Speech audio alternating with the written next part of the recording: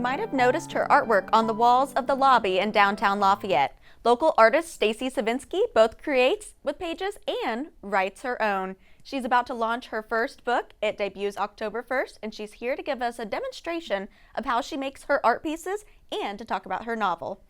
Yeah, thanks so much for having me. I'm really excited to talk about my physical art and the book. So the book pieces are kind of meant to reflect what I'm feeling, like when I'm writing a story or reading a story. So they're abstract, but the different textures and the way the book pages have faded make the different patterns stand out. So the first thing I have to do when I'm making a piece is outline like this.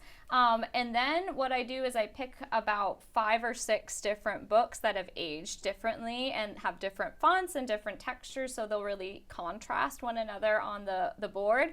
All of the boards are recycled. So this came from like a whiteboard packaging that my husband had left over from an order that he did. The next step is to decide what shape I want the different pieces to be and how I want them to lay on the page. So I picked this book, which was a bit beaten up. The books are also beaten up. So like they've been well loved and they're about to fall off of the spines basically. So everything's pretty much recycled.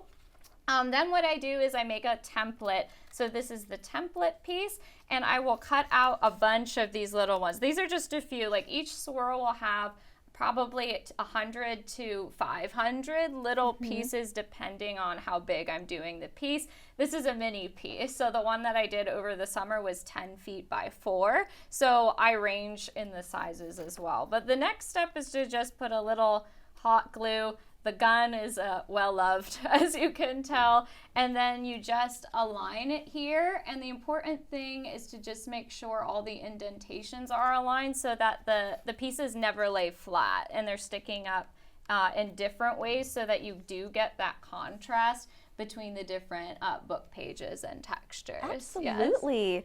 Well, thank you so much for kind of giving us a small demonstration on how you do your art pieces. Let's talk about your book. Yes. So can you tell us what it's about? Yes, so it's about 3 witch sisters who run an enchanted tea shop in 19th century Chicago.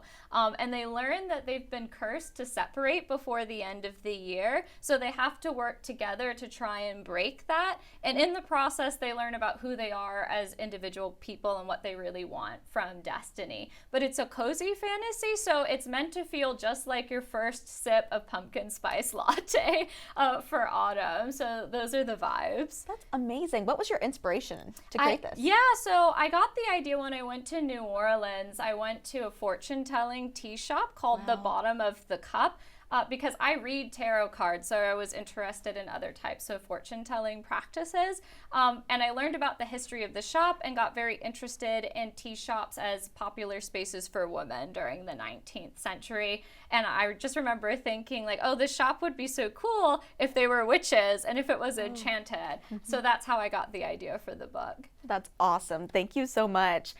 Coming out October 1st, you can catch her book just in time for spooky season. Catch her at her next event at Second Flight Books on October 11th at 6:30 p.m. For more information about Stacy, check out her Instagram here and her website where you can find her inspiration for her book, her art, and more.